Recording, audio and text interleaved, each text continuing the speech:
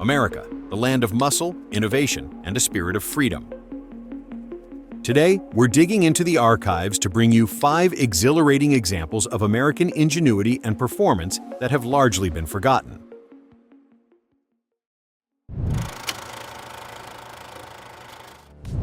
When the Fiero burst onto the scene in 1984, it was genuinely revolutionary for General Motors and for American cars in general. Here was a small, 2-seater mid-engine sports car, and it looked exotic. The initial concept, believe it or not, was actually pitched internally as a fuel-efficient commuter car with sporty styling. The launch engine was the notorious 2.5-liter Iron Duke Inline 4. It was a durable workhorse found in all sorts of pedestrian GM cars, but in a car that looked this sleek and sporty, its 92 horsepower felt underwhelming, to say the least. Performance was decidedly not sporty, with 0 to 60 times hovering around 10 to 11 seconds. Despite these technical shortcomings, the Fiero's stunning looks and affordable price point meant it was an instant sales success, selling over 136,000 units in its first model year. It even paced the Indy 500. But then, the problems started. The early units, particularly the 84 models, developed a worrying reputation for engine fires. For 1985, the glorious 2.8-liter high-output V6 was introduced, bumping power up to 140 horsepower. This significantly improved the car's performance, dropping 0 to 60 times into the 8-second range. Throughout its short life, the Fiero faced competitors like the Toyota MR2, another mid-engine 2-seater, which benefited from Toyota's reputation for reliability. However, Pontiac kept refining the Fiero, and the improvements culminated in the final 1988 model year. Tragically, just as Pontiac had finally ironed out the kinks and built the Fiero it always should have been, GM decided to pull the plug after the 88 model year. Declining sales, partially due to the lingering fire controversy and the initial performance issues, and internal politics are often cited as the reasons.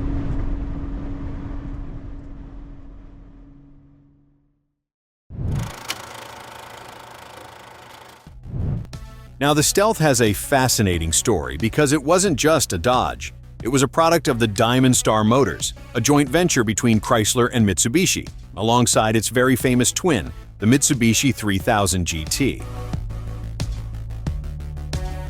Think of the Stealth as the 3000 GT's slightly less flashy, but equally potent sibling.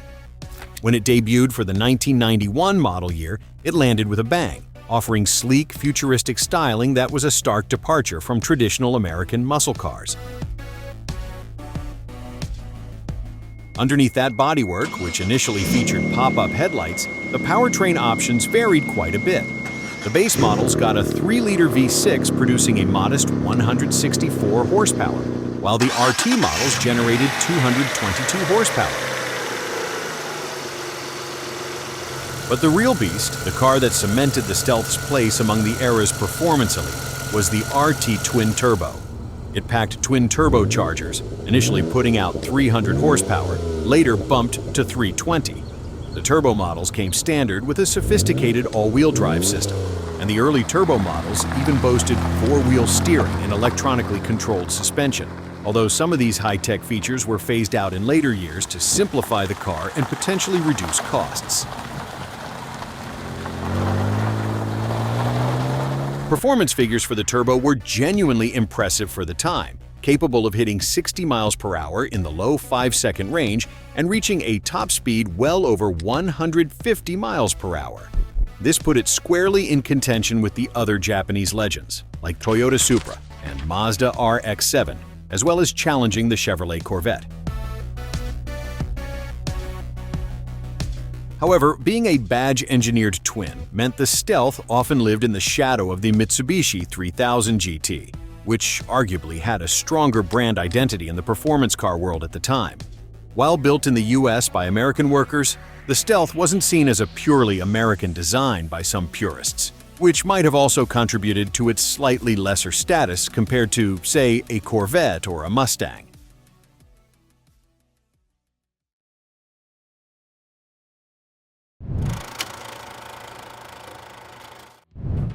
The idea for this car, which hatched way back in the early 80s, was to create a luxurious, limited production two-seater roadster, a halo car built by Maserati themselves, marrying Italian flair with American mechanicals. The goal was to compete with upscale convertibles like the Mercedes-Benz SL.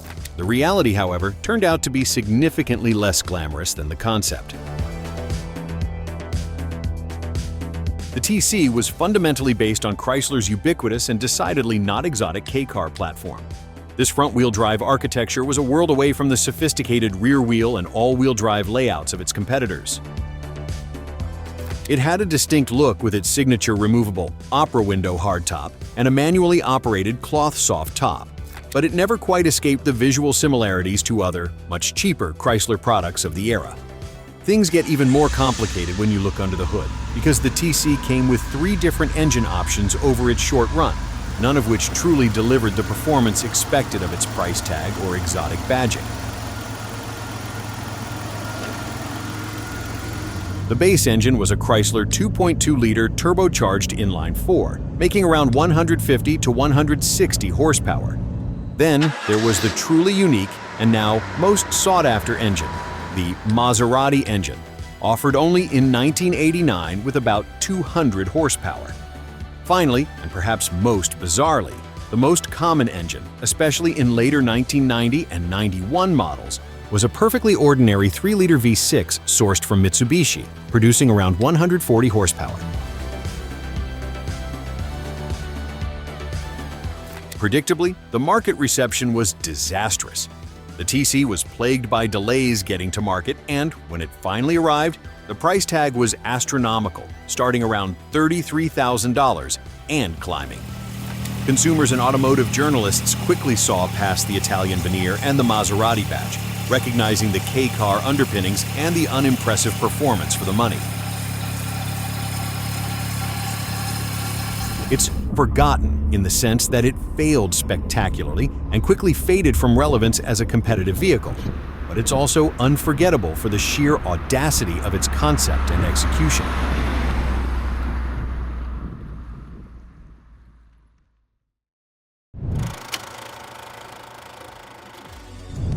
Now, putting Buick and sports car in the same sentence might sound a little odd to some, but the Reatta was Buick's unique attempt at a low-volume, upscale personal luxury coupe, and later, a convertible. It wasn't designed to go head-to-head with Corvettes or Firebirds on the drag strip. Think of it more as a comfortable, stylish cruiser with seating for 2, aimed at buyers who wanted something distinctive and luxurious. Built on the same E-body platform as the Cadillac Eldorado and Oldsmobile Toronado, the Reatta had front-wheel drive, which immediately tells you its priorities weren't razor-sharp performance dynamics. One of the coolest things about the Reatta, and something that definitely makes it stand out, is how it was built. These cars weren't just churned out on a regular assembly line. They were hand-assembled at a dedicated facility in Michigan called the Reatta Craft Center.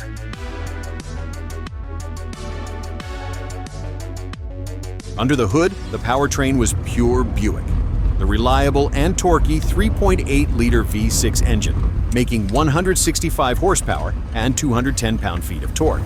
Performance was, shall we say, relaxed, with 0 to 60 times in the 9 to 10 second range. Not exactly thrilling for something that looked this sleek.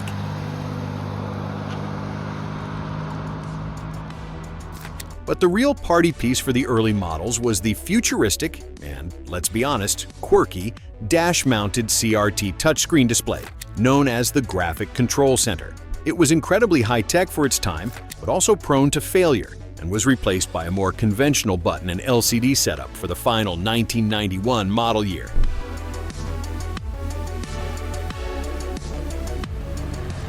Priced originally around $25,000 and climbing towards $30,000, putting it into price overlap with some German luxury cars or even a well-optioned Corvette convertible, though it wasn't aiming for the same buyer.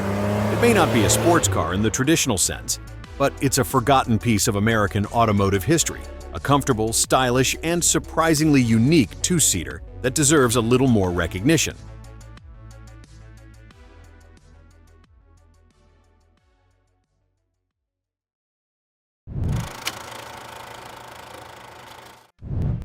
Alright, let's talk about a truly unique, and for many, a genuinely forgotten American sports car.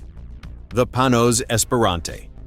Built by Panoz Auto Development, a company perhaps better known for its involvement in motorsports, the Esperante arrived around the turn of the millennium, with production running from 1999 through to 2011 in various forms. Unlike the mass-produced cars we often discuss, the Esperante was a low-volume, hand-built machine hailing from Georgia. This wasn't a rebadged anything. It was a distinctly American take on a sports car, blending old-school V8 power with modern, lightweight construction. The styling was distinctive, if a little quirky to some eyes, with a classic long hood, short-deck roadster profile, and a purposeful, muscular stance.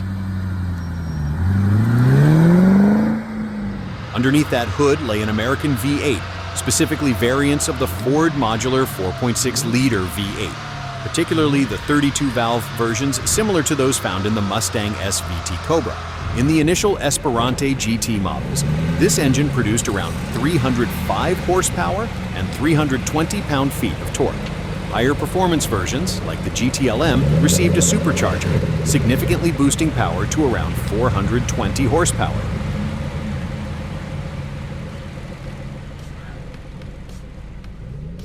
The Esperante wasn't really competing with mainstream sports cars like the Corvette on volume, but rather carved out a niche against cars like the Dodge Viper, maybe even looking to offer an alternative to entry-level European sports cars from Porsche or BMW for buyers who wanted something more exclusive and overtly American. However, its low production volume and limited dealer network meant it never achieved significant sales success or widespread recognition.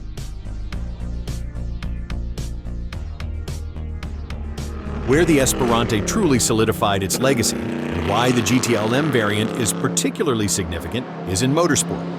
Panoz took the Esperante racing in the highly competitive GT2 class in the American Le Mans Series and internationally. It achieved incredible success, including a famous class victory at the grueling 24 Hours of Le Mans in 2006.